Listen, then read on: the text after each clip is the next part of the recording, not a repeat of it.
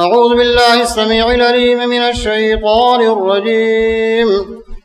بسم الله الرحمن الرحيم. واعبدوا الله ولا تشركوا به شيئا وبالوالدين إحسانا وبذي القربى واليتامى والمساكين والجار ذي القربى والجار الجنب والصاحب بالجنب وابن السبيل وما ملكت أيمانكم إن الله لا يحب من كان مختالا فخورا.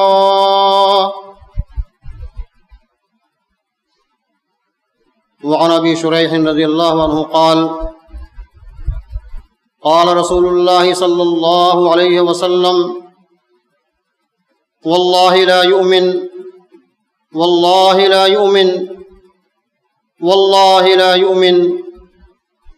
قيل من يا رسول الله؟ قال الذي لا يأمن جاره بوائقه. رواه البخاري. وعنه رضي الله عنه قال قال رسول الله صلى الله عليه وسلم من كان يؤمن بالله واليوم الآخر فليكرم جاره. وفي رواية قال رسول الله صلى الله عليه وسلم من كان يؤمن بالله واليوم الآخر فليحسن إلى جاره. وفي رواية أخرى قال رسول الله صلى الله عليه وسلم من كان يؤمن بالله واليوم الآخر فلا يؤذي جاره. متفق عليه.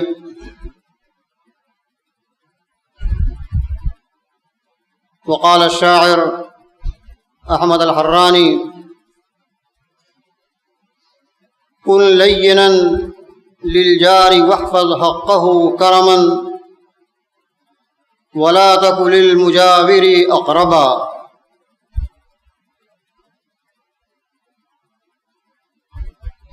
محترم حاضرین، بزرگوں، نوجوانوں، عزیزوں، پردانشین، مائیں اور بہنیں، عزیزان ملت اسلامیہ، آج کے خطبہ جمعہ کے لیے سورہ نساء کی آیت نمبر 36 پڑھی گئی ہے۔ اس آیت مبارکہ کے اندر اللہ رب العالمین حکم الحاکمین نے اپنے حق کو بیان کرنے کے بعد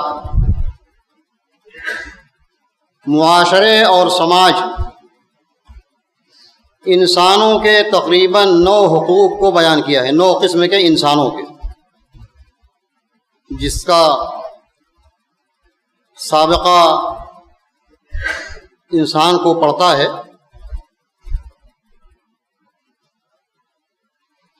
اس پوری آیت کی تشریح اور توضیح اگر بیان کی جائے تو اس کو تقریباً 10-15 خطبہ اور جمعہ درکار ہے، صرف اس ایک آیت کی تشریح اور توضیح کے لیے۔ آج کے اس خطبہ جمعہ کے لیے اس آیت کا ایک ٹکڑا والجار ذی القربى والجار الجنب، آئیے اس آیت کا مختصر سا ترجمہ آپ کے سامنے کر دیں، جس سے آپ کو اندازہ ہوگا کہ اللہ رب العالمین حکم الحاکمین نے انسانوں کے حقوق کی کس طریقے سے پاسداری کی ہے۔ آج جو لوگ حقوق کی، رائٹس کی باتیں کرتے ہیں، انہیں صرف قرآن مجید کی اس ایک آیت کو پڑھ لینا چاہیے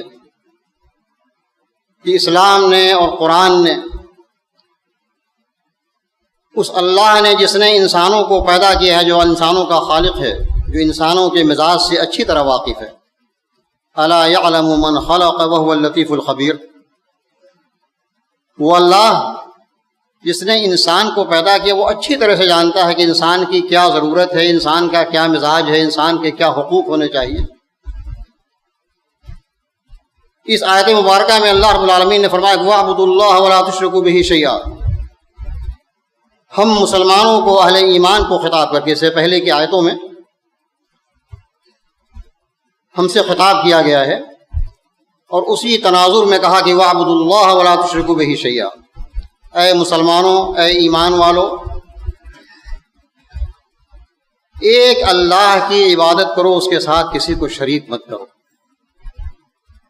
اس سے اندازہ یہ ہوتا ہے کہ مسلمانوں کی صف میں بھی شرک در آئے گا. یہ نہیں کہ ہم صرف کلمہ پڑھتے ہیں تو ہم مشرک نہیں ہو سکتے. ہم کو خطاب کر کے کہا جا رہا ہے کہ وَاعْبُدُوا اللَّهَ وَلَا تُشْرِكُوا بِهِ شَيْئًا وَبِالْوَالِدَيْنِ إِحْسَانًا. والدین کے ساتھ، ابا کے ساتھ، اماں کے ساتھ اچھا برتاؤ کرو. وَبِذِي الْقُرْبَى وَالْيَتَامَى، قرابت داروں کے ساتھ، رشتہ داروں کے ساتھ، یتیموں کے ساتھ، یعنی ان تمام لوگوں سے آپ کا سابقہ پڑتا ہے سماج اور معاشرے کے اندر.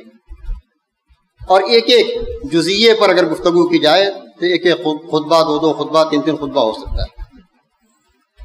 وَبِذِي الْقُرْبَى وَالْيَتَامَى وَالْمَسَاكِينِ، یتیموں کے ساتھ حسن سلوک کرو. اللہ کے نبی صلی اللہ علیہ وسلم جو راستے سے گزرتے تھے، یتیم سے سابقہ پڑتا تھا تو اس کے سر پر شفقت کا ہاتھ پھیرتے تھے. والمساکین، معاشرے اور سماج میں سب امیر نہیں ہوتے، اس میں غریب بھی ہوتے ہیں، مسکین بھی ہوتے ہیں. مسکینوں کے کیا حقوق ہیں، ان کے ساتھ کیسے برتاؤ کرنا ہے، اس آیت ہمیں بتاتی ہے کہ ان کے ساتھ بھی اچھا برتاؤ کرو. والجار ذی القربى والجار الجنب، اور جو پڑوسی آپ کے رشتہ دار ہیں اور وہ پڑوسی جو آپ کے رشتہ دار نہیں، اس حیثیت سے آپ کے لیے اجنبی ہیں، ان کے ساتھ بھی آپ کو اچھا برتاؤ کرنا ہے. اس جزیے پر آگے میں انشاءاللہ پھر تفصیل سے ذکر کروں گا. والصاحب بالجنب وابن السبیل، صاحب بالجنب جو آپ کے پہلو کے ساتھی ہیں. اس کی تفسیر، اس کی تشریح مفسرین اکرام نے کئی انداز سے کی ہے. یعنی جن کے ساتھ آپ کا تھوڑی دیر کا ساتھ ہوتا ہے.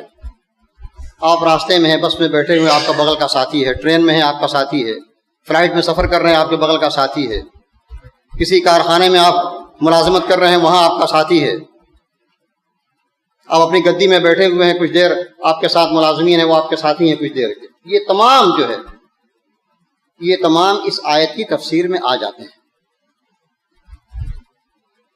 وابن السبیل، اور جو مسافر ہیں، مسافروں کے ساتھ بھی اچھا برتاؤ کرنا ہے. وما ملکت ایمانکم، اور جو آپ کے ماتحت ہیں. آج تو غلامی کا دور نہیں ہے، غلام اور بادیاں ہوا کرتی تھی، لیکن اس کی تشریح میں جو آپ کے ماتحت، جو آپ کے نوکر چاکر، جو ملازمین آپ کے انڈر میں کام کرتے ہیں، وہ سب شامل ہیں. ان کے ساتھ بھی آپ کو اچھا برتاؤ کرنا ہے. ان اللہ لا يحب من كان مختالا فخورا، بے شک اللہ تعالی غرور کرنے والے، کبر کرنے والے، فخر کرنے والے، ان لوگوں کو پسند نہیں کرتا. اور جب آپ کے دل اور دماغ میں غرور نہیں رہے گا تو آپ سب کے لیے نرم رہیں گے، سب کے ساتھ اچھا برتاؤ کریں.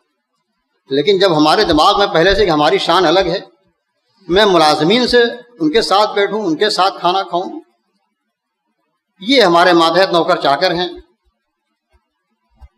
یہ یتیم بیوہ اور مسکین ہیں، ان کا مقام الگ ہے، ان کی کیٹیگری الگ ہے، ہماری کیٹیگری الگ ہے. جو ہم اپنی کیٹیگری متعین کر لیں گے نا، اسی کا نام فخر اور غرور ہے.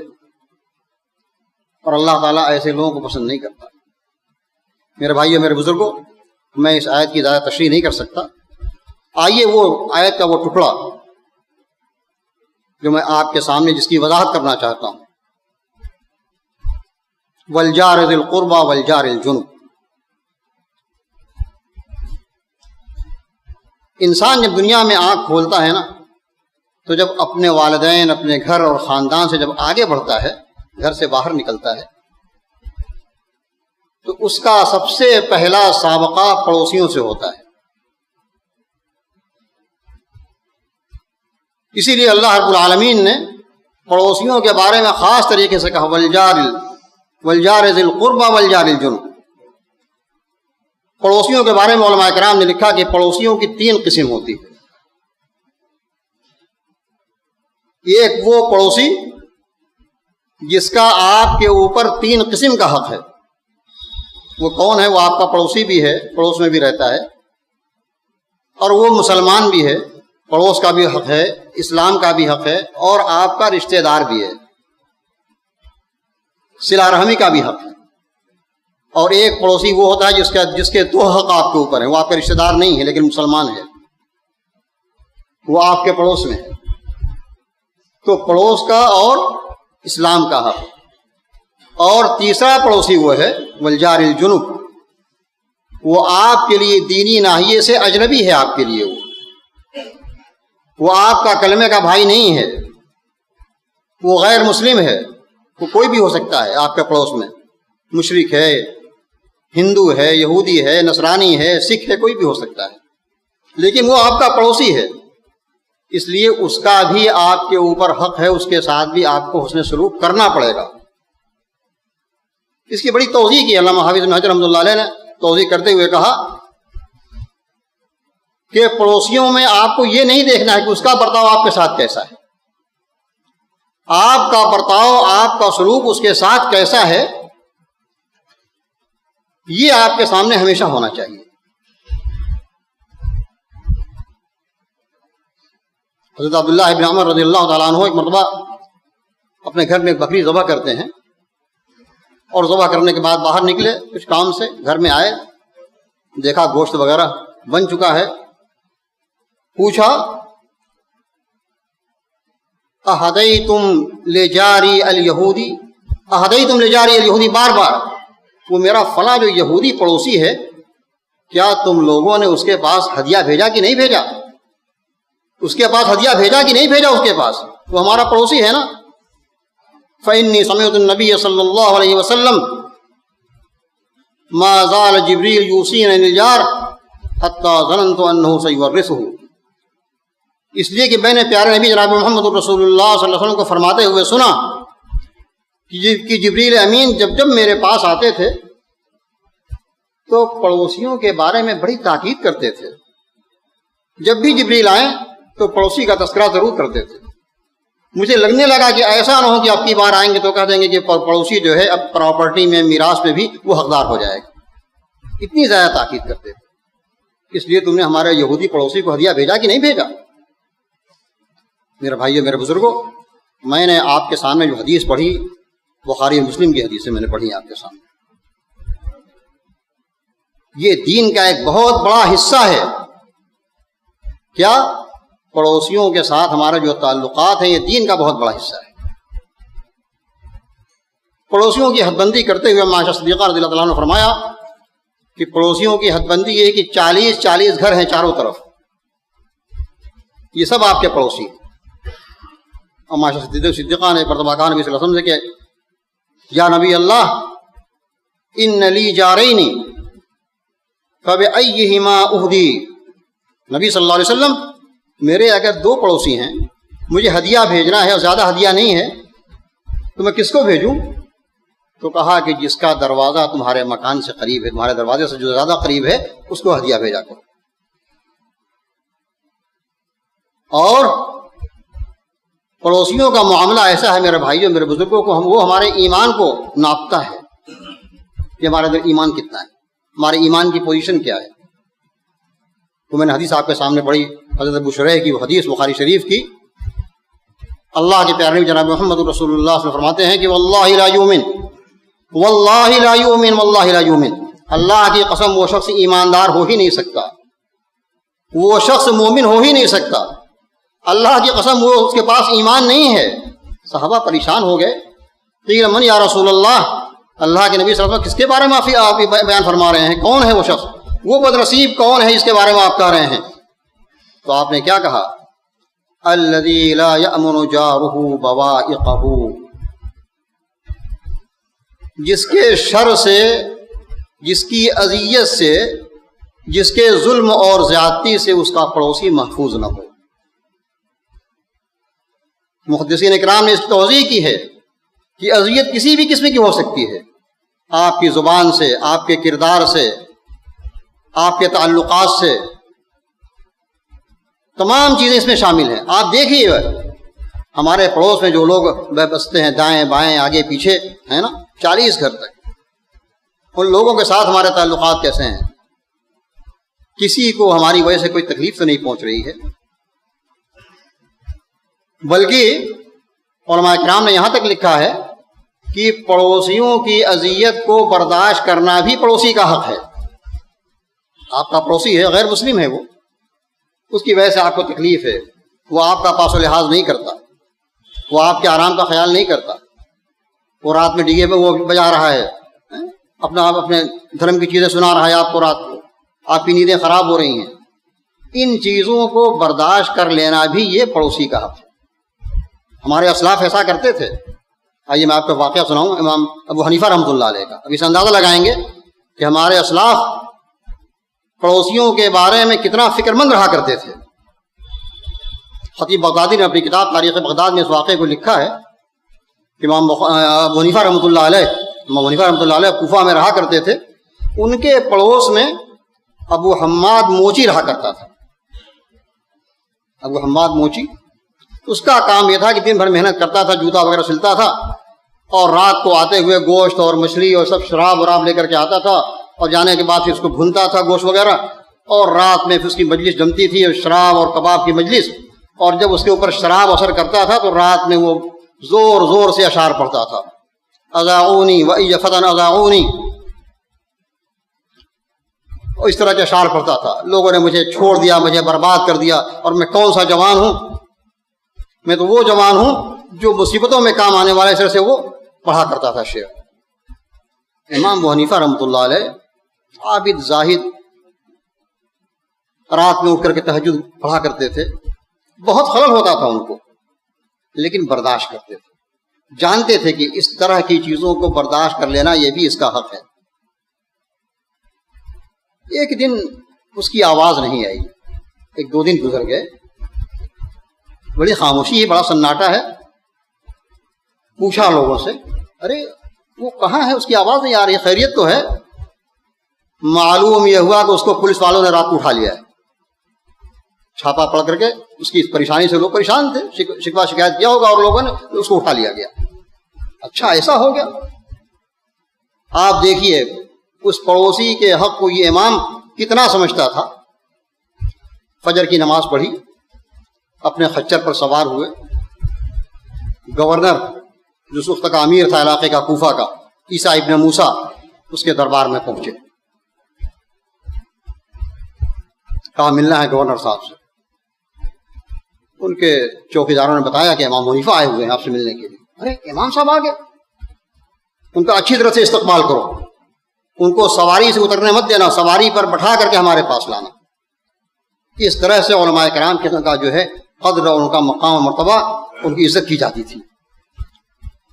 امام حنیفہ اپنے خچر پر بیٹھے ہوئے اور قالینوں کو رونتے ہوئے اس کے دربار میں پہنچے۔ عیسیٰ کھڑے ہو گئے، ارے امام صاحب آپ آ گئے، کیا بات ہو گئی؟ اپنے بغل میں بٹھایا، کیا بات ہے؟ کہا ایسا ہے کہ ہمارا ایک پڑوسی، اس کو اٹھا لیا گیا ہے، میں اس کی خلاصی کے لیے آیا ہوں، اس کو چھوڑ دیا جائے اس بیچارے کو۔ ارے یہ تو معمولی سی بات تھی، کسی سے آپ کہلوا دیتے؟ کہا نہیں، اس کا یہ حق تھا کہ میں چل کر کے آپ کے پاس آتا اس کی سفارش کے لیے۔ اس گورنر نے، اس امیر نے اتنا اکرام کیا، کہا جو اسی کو نہیں بلکہ اس کے ساتھ جتنے لوگ اٹھائے گئے ہیں، اس کے بعد سے اب تک جتنے لوگ اٹھائے گئے ہیں، پکڑے گئے ہیں، جیل میں ہیں، میں سب کو رہا کر دیتا ہوں، سب کو رہا کر دیتا ہوں۔ امام صاحب اس موچی کے ہاتھ کو پکڑا، اپنے ساتھ لے کر چلے۔ کہا تم رات میں شعر پڑھا کرتے تھے اس سے پہلے، اذاعونی وَإِنْ فَتَنْ اذاعونی، ارے کس جوان کو لوگوں نے برباد کر دیا۔ هل اذعناک یا فتى، اے جوان میرے پڑوسی، کیا میں نے تم کو چھوڑ دیا، برباد کر دیا؟ کہا نہیں، آپ نے تو میری بڑی حفاظت کی اور میرا اتنا خیال کیا آپ نے۔ اور اس نے پھر بہت توبہ ہوا کیا، اور اس کے بعد بعض لوگوں نے لکھا ہے کہ بعد میں بڑا عابد اور زاہد و فقیہ بن گیا وہ۔ تو اس طرح سے ہمارے اسلاف کے کردار ہوا کرتے تھے میرے بھائیوں۔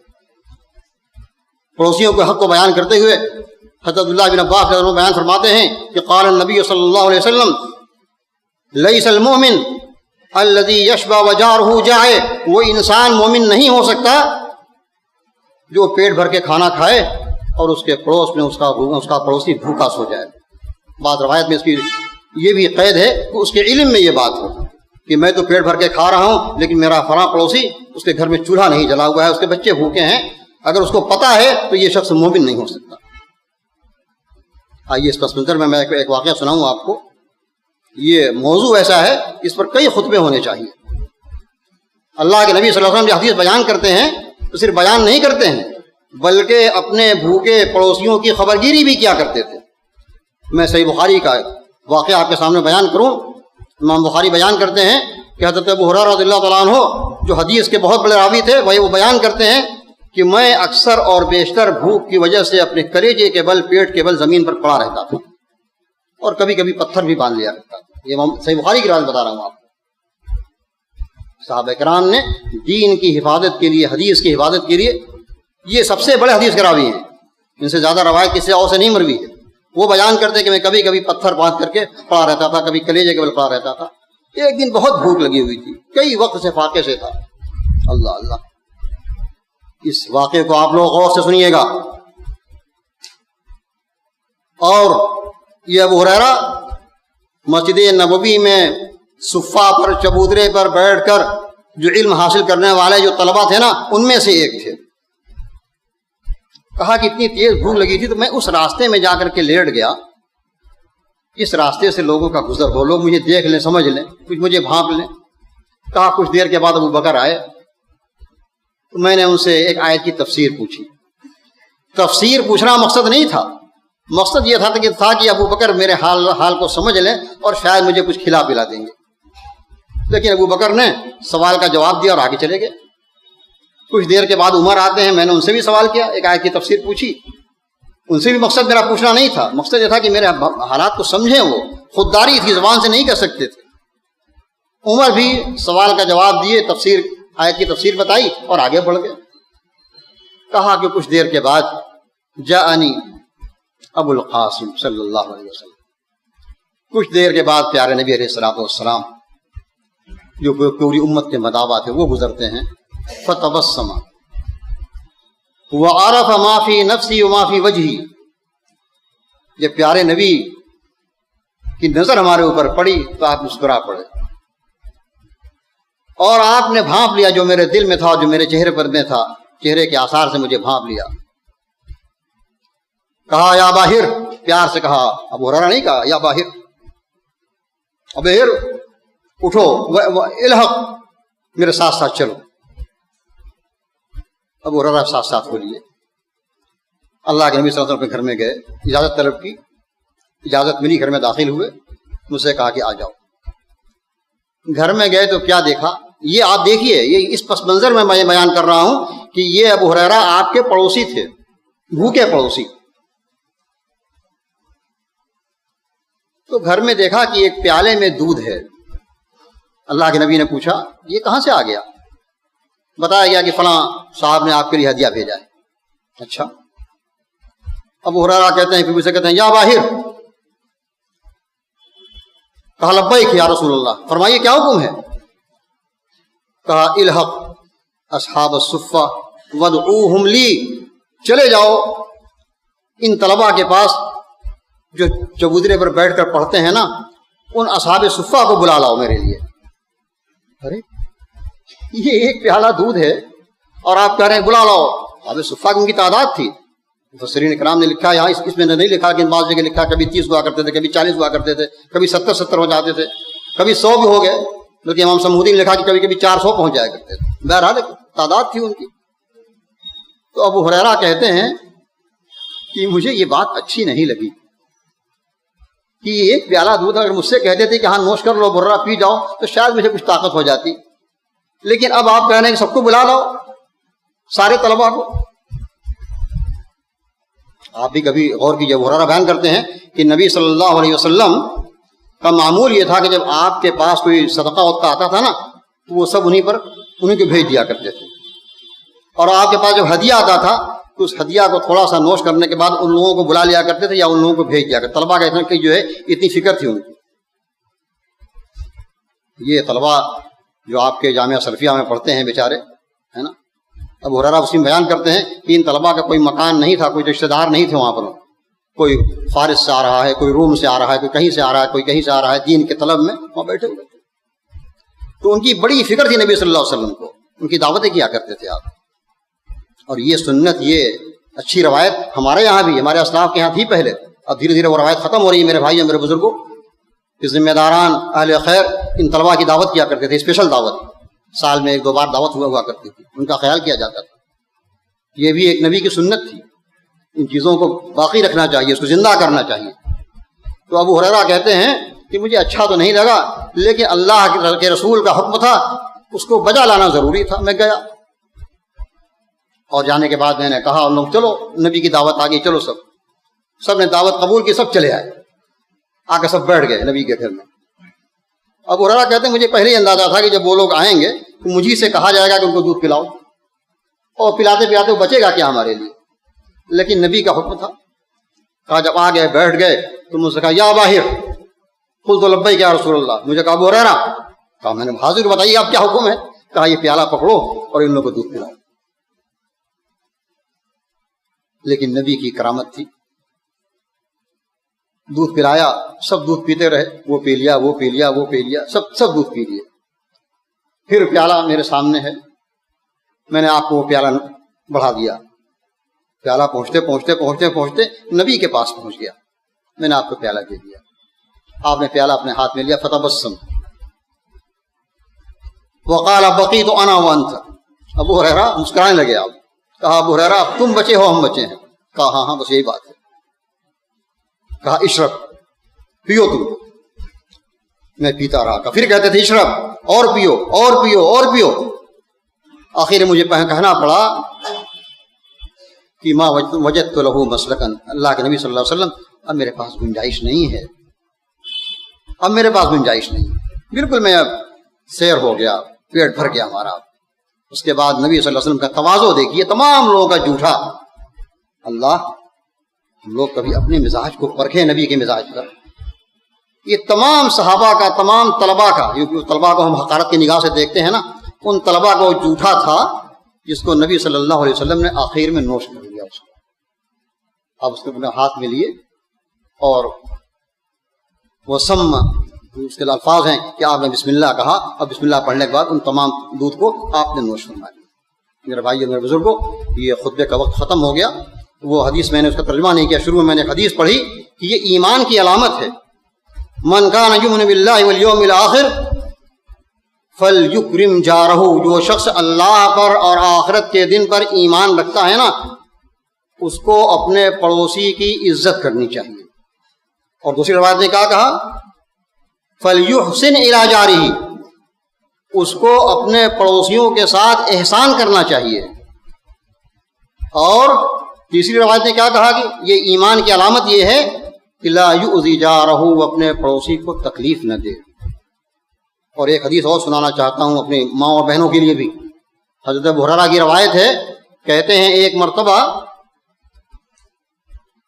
ایک نبی کا دربار ہے, ایک شخص آتے ہیں اور پوچھتے ہیں کہ یا رسول اللہ, ان فلانتا تکثر من صلاتها وصيامها وصدقاتها غیر انها تؤذی جارها بلسانها.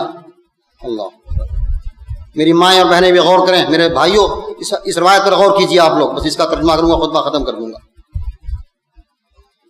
ابو ہریرہ بیان فرماتے ہیں کہ ایک صحابی آتے ہیں اور کہتے ہیں رسول اللہ صلی اللہ علیہ وسلم, ایک عورت ہے, بڑی دیندار ہے, خوب نماز پڑھتی ہے, روزہ رکھتی ہے, اور صدقہ اور خیرات کرتی ہے.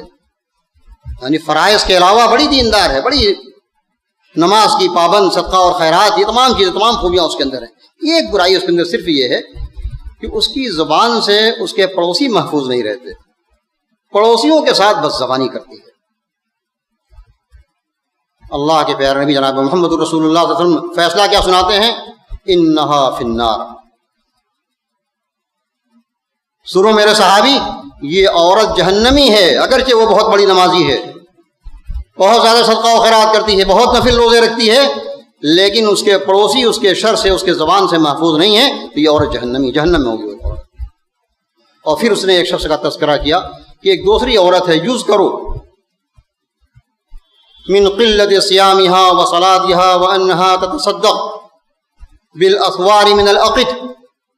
اللہ کے نبی صلی اللہ علیہ وسلم ایک اور عورت ہے، بہت زیادہ نفل نماز وغیرہ نہیں پڑھتی، بہت زیادہ نفل روزے نہیں رکھتی ہے، وہ بہت زیادہ صدقہ و خیرات نہیں کرتی، بلکہ پنیر کے ٹکڑے تھوڑا تھوڑا جو ہے وہ صدقہ کر دیتی ہے، پڑوسیوں کو بانٹ دیا کرتی ہے۔